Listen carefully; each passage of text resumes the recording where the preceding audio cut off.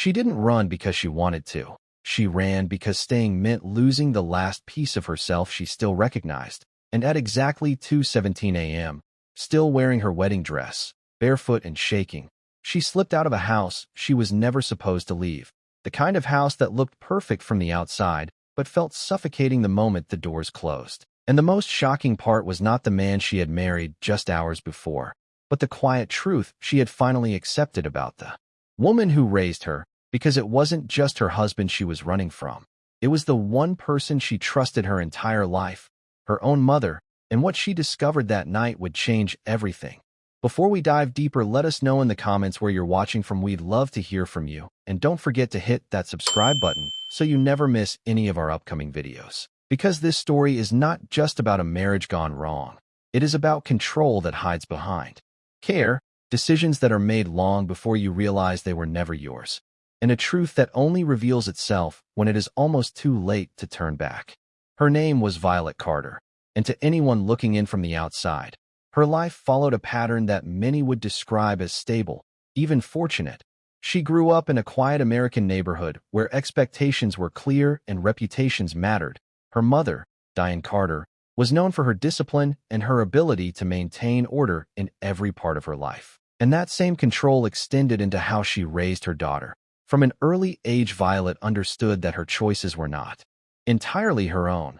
They were guided, shaped, and often decided by someone who believed she knew what was best. And for a long time, Violet accepted that structure because it felt normal, it felt safe, until she began to notice that safety came at a cost. Small decisions were corrected, opinions were redirected, and independence was treated like something that needed to be managed rather than encouraged. And over time, without realizing it, Violet learned to silence her own instincts, to trust someone else's judgment over her own. And that pattern followed her into adulthood in ways she could not fully see at the time. When Diane introduced her to Daniel Hayes, everything seemed to align with the life that had already been planned for her. Daniel was successful, composed, and respected, the kind of man who fit perfectly into the image Diane had always valued. He spoke with confidence, carried himself with certainty, and presented a version of stability that was difficult to question. And while Violet felt a quiet hesitation she could not fully explain, it was quickly overshadowed by reassurance from her mother, who framed the relationship as an opportunity, a step forward, a decision that would secure her future. And so the relationship moved quickly. Conversations turned into commitments, and before Violet had time to fully understand what she wanted, she found herself preparing for a wedding that felt less like a choice and more like a conclusion to a plan that had been unfolding for much longer than she realized. The wedding itself was everything it needed to be on the surface, carefully arranged, perfectly timed, filled with people who saw exactly what they expected to see. A beautiful ceremony, a confident groom, and a bride who smiled at all the right moments. But there was a brief pause before she walked down the aisle. A moment so small it went unnoticed by everyone else, yet long enough for something inside her to question everything. And even though that feeling faded as quickly as it appeared, it did not disappear. It followed her into the marriage, into the quiet spaces where there were no guests, no cameras, no expectations to perform. And in those moments, the reality of her situation began to take shape. Daniel was not loud or unpredictable. He was controlled, precise, and intentional. His expectations were clear without needing to be stated directly, and slowly, almost carefully, the boundaries of her independence began to narrow. It was not one single event that changed everything. It was a series of small realizations that finally connected in a way she could no longer ignore. A conversation overheard when she was not meant to be listening, documents that revealed arrangements she had never agreed to, details that suggested her marriage was part of something far more calculated than she had been led to believe. And the most difficult part was recognizing how much of it traced back to her mother, the person who had always framed control as protection, guidance as care, and decisions as necessary. Because in that moment, Violet understood that this was not a misunderstanding. It was a structure she had been placed into, one that had been carefully built over time, and once she saw it clearly, there was no way to return to the version of reality she had accepted before. The night she left was not dramatic in the way people imagine. There were no raised voices, no sudden confrontation, just a quiet decision made in a moment of clarity. She waited until everything was still, until the house felt empty enough to move without being noticed, and then she walked out, each step carrying a weight she could not fully describe, not just fear, but the realization that she was stepping away from everything she had been told to trust. And when she finally reached a place where she could stop, where she could breathe, she did the one thing that felt instinctive despite everything she had just learned. She called her mother, and the response she received confirmed what she had already begun to understand. There was no urgency, no concern, only calm instructions to return, to trust the process, to believe that everything had been arranged for a reason. In the days that followed, the truth became clearer. Connections that had once seemed distant now made sense. Financial pressures, personal agreements, decisions that required solutions, and a marriage that solved more than one problem at once. Violet was not just a participant in her own life. She had been part of a plan, and recognizing that changed everything, because it forced her to confront a question she had never allowed herself to ask before. What happens when the person guiding your life is not guiding it for you, but for something else entirely? And the answer to that question did not come all at once. It came in steps, in choices that felt uncertain but necessary, in moments where she had to rely on herself in ways she never had before. And while the outcome was not immediate or simple, it was real, it was hers, and for the first time, that was enough to move forward. And even now, when people hear this story, they often focus on the escape, the marriage, the decisions made in the middle of the night. But the deeper question remains, one that does not have an easy answer. If control is presented as care, if guidance is framed as protection, how long would it take you to see the difference? And more importantly, would you recognize it in time to choose a different path? Or would you only understand it after everything had already been decided for you? Who really arranged the marriage? And at what point did Violet Carter stop being the one making decisions about her own life and start becoming part of someone else's plan? Why was she pushed into something that felt settled long before she ever gave her full consent? And what exactly was Diane Carter protecting when she insisted that everything had been done for a reason? Because when you look back at the wedding day, at the smiles, the perfect timing, the carefully chosen words, there is a detail that does not quite fit, a hesitation in Violet's expression that lingers just a second too long, a moment where she seems present but not entirely certain. And that moment raises a question that becomes impossible to ignore. Was this ever about love, or was it always about control? And if there were signs, why didn't she leave earlier? Why didn't she walk away before everything became official, before the expectations closed in around her? And the truth is, the answer to that question does not begin at the wedding. It begins much earlier, in a place where choices were shaped quietly over time, where trust was built in a way that made it difficult to question, and where the line between guidance and control became so blurred that Violet could no longer tell the difference. Because to understand why she ran, you have to go back to where it all started, to the moments that seemed small at the time but would eventually define everything that came after, and to the relationship that influenced every decision she believed she was making on her own. Violet Carter grew up in a small American town where routines rarely changed and people believed they knew everything about their neighbors, the kind of place where reputation carried weight and family names meant something. And from the outside, her life appeared steady, structured, even admirable. But inside her home, the atmosphere was defined by control that rarely announced itself out loud. Her mother, Diane Carter, believed that discipline was the foundation of success, and that guidance meant making the right decisions before mistakes could ever happen. And because of that belief, Violet's life followed a path that had been carefully shaped long before she understood she had the right to question it. Her friendships were filtered through approval, her interests were redirected when they didn't align with expectations, and her future was discussed in terms that sounded less like possibilities and more like conclusions that had already been reached. But there were moments, small enough to overlook yet clear enough to leave an impression, where Daniel's composure shifted in ways that Violet could not fully explain. A firmness in his tone when something did not align with his expectations, a quiet insistence on how things should be done, a way of holding her arm just a little too tightly when guiding her through a room. And while these moments never escalated into anything obvious, they created a feeling that lingered beneath the surface. Something that made Violet pause even as she continued moving forward. And each time that hesitation appeared, it was met with reassurance from Diane, who framed Daniel's behavior as confidence, as leadership, as qualities that should not be questioned but appreciated. Family dinners became spaces where conversations were controlled and silence carried meaning, where decisions were discussed as if they were already agreed upon, and where Violet found herself nodding along even when she had not fully processed what was being said. Old photographs captured smiles that looked genuine at first glance, but revealed tension when you looked closer, a stiffness in posture, a hesitation in expression, a sense that something was being held back, and over time, these details formed a pattern that was easy to ignore in the moment but impossible to deny in hindsight, because each one pointed to a reality that Violet was only beginning to understand. As the wedding approached, everything moved with a sense of urgency that left little room for reflection. Plans were finalized, expectations were reinforced, and the idea of stepping back became increasingly difficult to imagine. And yet, beneath all of it, there was a growing awareness that something about the situation did not fully belong to her, that the life she was stepping into had been arranged with a level of precision that went beyond simple planning.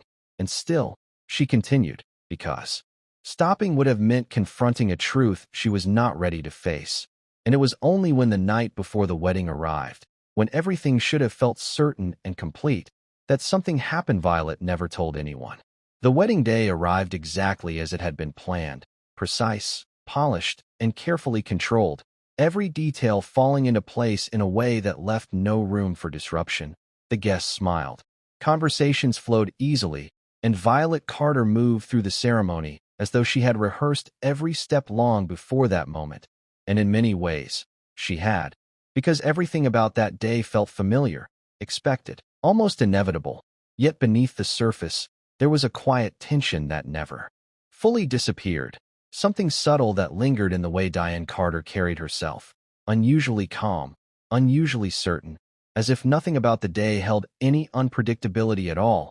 And while others saw confidence, Violet began to sense something else, something that felt less like reassurance and more like certainty built on information she did not have. As the ceremony ended and the evening progressed, nothing appeared out of place to anyone watching. The atmosphere remained warm, conversations continued, and Daniel Hayes played his role perfectly, attentive, composed, fully in control of every interaction. And yet, there were moments where his attention shifted in ways that felt calculated, brief glances, quiet exchanges, movements that suggested awareness beyond the celebration itself. And Violet noticed these moments without fully understanding them, storing them somewhere in the back of her mind as the night moved forward toward a conclusion that everyone else seemed comfortable accepting. When the guests finally left and the doors closed, the environment changed in a way that could not be ignored. The energy of the evening faded, replaced by a stillness that felt heavier than silence. And it was in that space, away from the expectations of others, that Daniel's demeanor began to shift, not in a dramatic or obvious way, but in small, controlled adjustments that revealed a different side of him. His tone became firmer, his words more direct, his expectations clearer, and while nothing was said outright, the message was unmistakable. This was a space where he defined the structure, where his authority was not implied but understood, and Violet felt that shift immediately, even if she could not yet fully explain it. The conversation between them was brief, measured, and carried an undercurrent that made it difficult to respond naturally. Daniel asked questions that felt less like curiosity and more like confirmation, statements that assumed agreement rather than inviting it.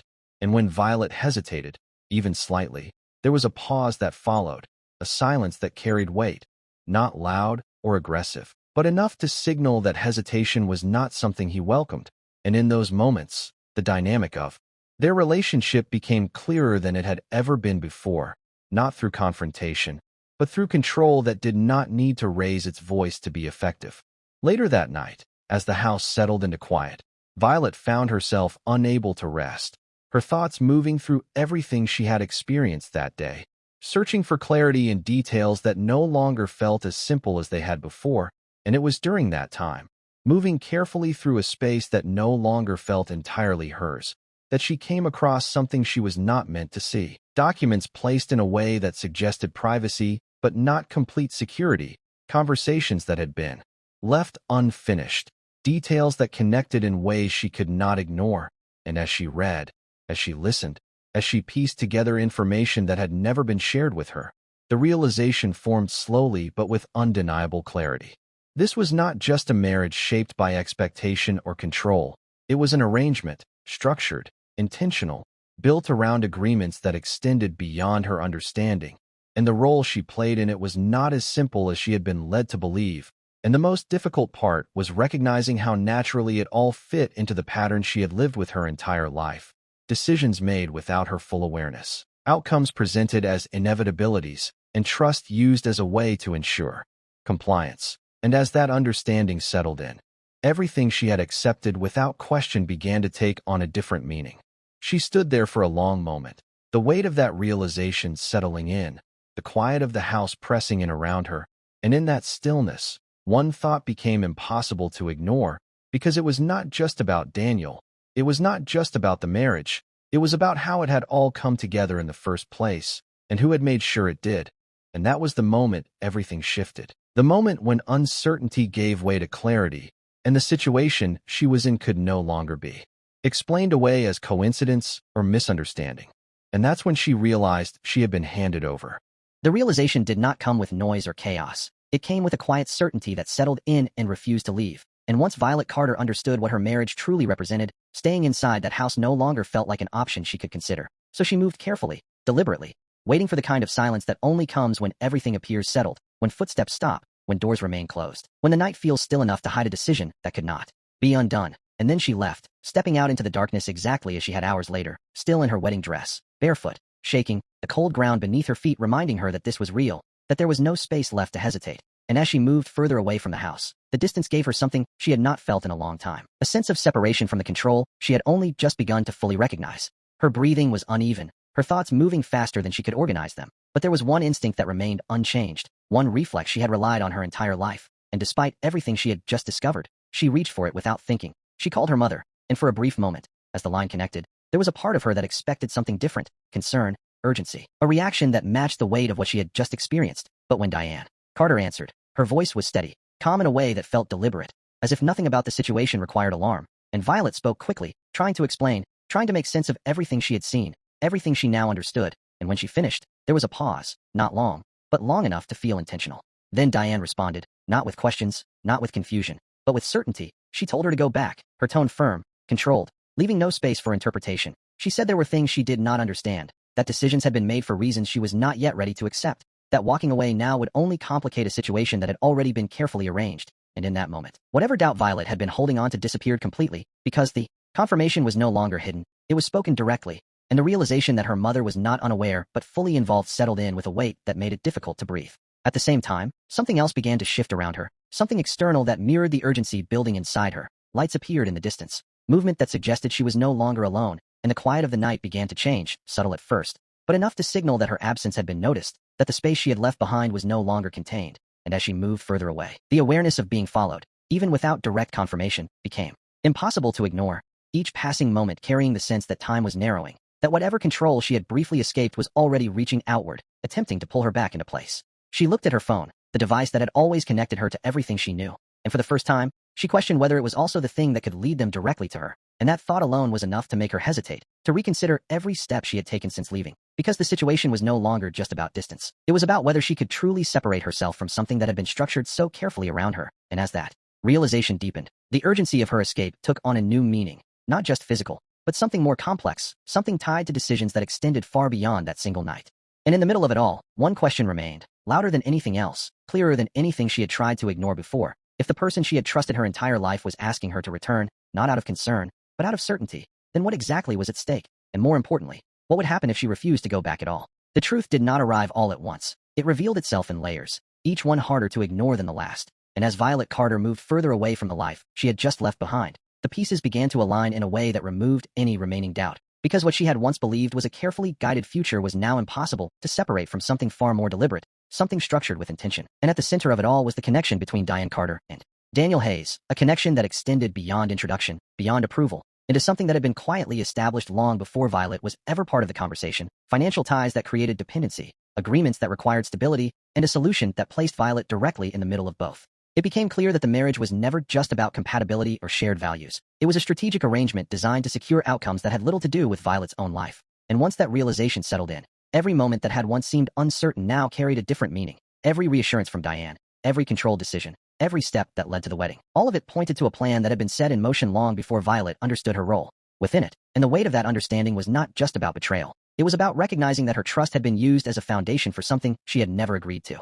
And yet, in that moment, standing between what she had always known and what she now understood, Violet faced a decision that would define everything that came next. Because for the first time in her life, there was no one guiding her, no voice directing her back into place, only the clarity of what she had discovered and the reality of what returning would mean. And despite the fear, despite the uncertainty, despite the pressure that still lingered from everything she had been taught to accept, she made a choice that did not align with anyone else's expectations. She refused to go back. And in doing so, for the first time in her life, she made her own decision. Violet Carter did not go back, and in the days that followed, she made a decision that would separate her completely from everything she had known. She disappeared from the life that had been planned for her, not in a dramatic way, but quietly, intentionally, cutting off contact, changing direction, and choosing distance over familiarity. And while the path ahead was uncertain, it belonged to her in a way nothing else ever had. She did not call Diane Carter again. She did not return to the house. And she did not try to repair something that she now understood had never been built with her in mind. And as time passed, questions began to surface around Daniel Hayes. Details that had once been overlooked were examined more closely. Connections were questioned, and the image that had once appeared stable no longer held the same certainty. And while not every answer came easily, enough truth emerged to shift how everything was seen, leaving behind a story that was no longer controlled by the people who had shaped it in the beginning. But even with all of that, what remains is not just what happened to Violet. It is what her story reveals, because the most difficult part of her experience was not the moment she ran. It was how long it took to understand why she had to. And that realization is what stays with people long after the details fade, because it forces a question that does not have a simple answer. One that reaches beyond her story into something far more personal, something that challenges the way trust is understood and the way control can be hidden in plain sight. But the real question is, if the person you trusted most betrayed you, would you have seen the signs sooner? And now that you've heard Violet Carter's story from beginning to end, the question becomes more personal than it first seemed, because situations like this are rarely as simple as they appear on the surface, and the line between protection and control can be difficult to recognize until it's already been crossed. So take a moment and think about it carefully. Do you believe Diane Carter was trying to protect her daughter in the only way she knew how, or was Violet placed into something that served a purpose beyond her own life? And if you found yourself in that same position, faced with the same choices, the same pressure, and the same realization, what would you have done differently? Would you have stayed and trusted the process? Or would you have made the same decision to walk away without knowing what came next? Share your thoughts below, because your perspective might help someone else see something they haven't noticed yet. And if stories like this make you think, question, and see the world a little differently, make sure you subscribe for more real stories that will change how you see the world.